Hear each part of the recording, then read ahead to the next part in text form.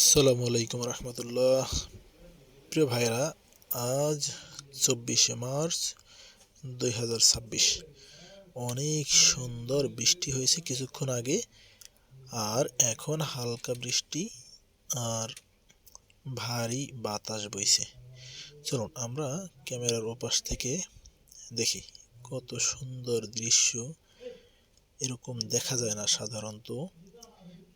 মরুর দেশে বৃষ্টি হলে অনেক সুন্দর লাগে, অনেক আনন্দ লাগে, মনটা ফুরফুরে হয়ে যায়।